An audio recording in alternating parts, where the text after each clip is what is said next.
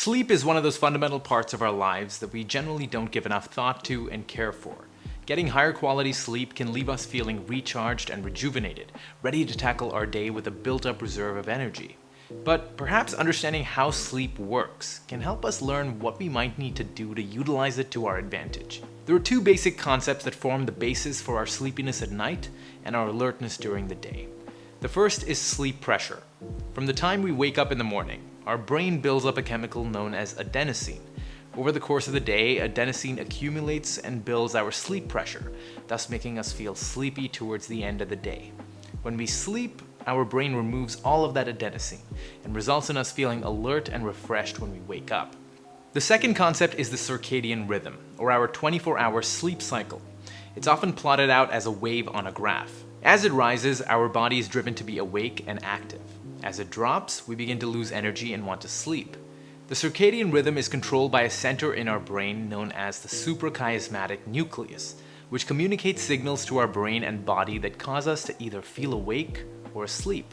It does this through the use of a chemical known as melatonin, which spreads throughout our body as our circadian rhythm swings downwards. One of the triggers for the suprachiasmatic nucleus to release melatonin throughout our body is darkness that we absorb through our eyes, which is why good sleep is often aided by dimly lit environments and the setting of the sun. If you think about the times that you feel sleepy at work or in an indoor setting, aside from the fact that your work might be boring, it's quite possible that your eyes are not really receiving a strong enough source of light from the outside that can help put a stop on the release of melatonin in your system during the day. Now, having talked about the circadian rhythm, how much sleep do we actually need?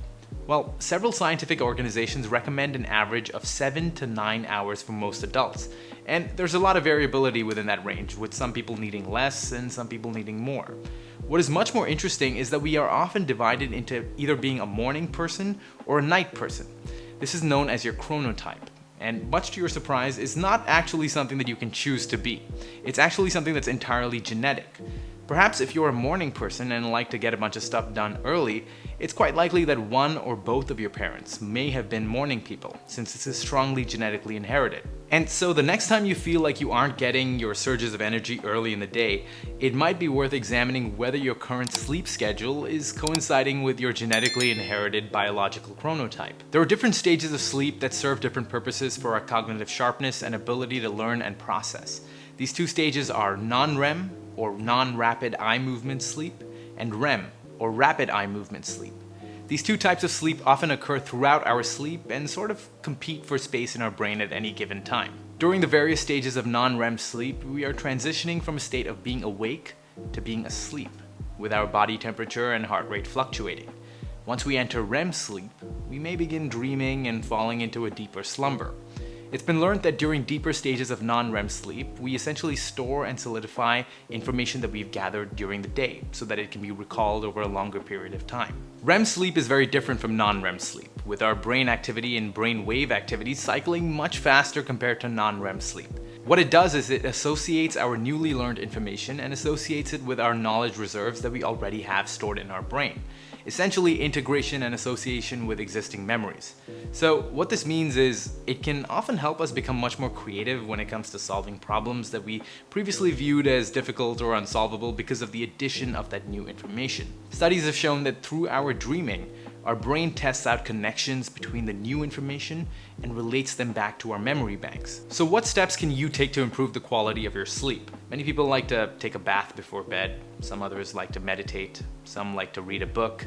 These practices serve as wind-down routines that get you into the groove to shut down for the day. One of the things I like to do is to write down all of my concerns or my to-do items because it helps me externalize all of my concerns onto a paper instead of bottling them in and stressing myself out internally, kind of serving as a means of catharsis. The temperature in your room also matters, so try to keep it cool. It's always easier to sleep in a room that is cooler because your brain and body needs to drop its temperature for you to fall asleep and to stay asleep. Dimming the lights in your room around the evening time sends signals to your brain of darkness in order to release melatonin and helps you prepare for falling asleep. This is why you often hear experts recommending you not to use your phone before bed. It's essentially because of the light that the screen is emitting. So at any point, if you feel like you need to be using your phone before bedtime or any kind of screen, dim down that screen and limit the amount of light that enters your eyes. Finally, I'm generally not much of a caffeine drinker, but caffeine has been shown to impact the quality of your sleep as well. This is because it has a half-life of about 5 to 6 hours, which means that 50% of the caffeine that you've had is still circulating in your system 5 to 6 hours after you had it, and 25% of it can be lingering around for 10 to 12 hours after that. The issue with this is that even though you might be able to fall asleep and stay asleep, caffeine can prevent you from reaching deeper non-REM sleep, which can result in you waking up the next day not feeling as refreshed and restored. Not to mention all the benefits that deep sleep has on our cognitive function that I mentioned earlier. Each of us does have a different sensitivity to caffeine, but this is simply information that is helpful to know in order to make better choices with regard to the timing of your caffeine intake in order to improve the quality of your sleep. Everything in this video has been discussed by Matthew Walker in his book Why We Sleep and his masterclass as well. If you'd like to know more about sleep science and how you can use sleep to your advantage, I've left a link to his book down in the description below. Definitely check it out, and as always, drop a like on this video if you found it helpful, and subscribe. Hit that notification bell so you never miss any of my weekly uploads. Thanks for watching. Catch you next time. Bye-bye.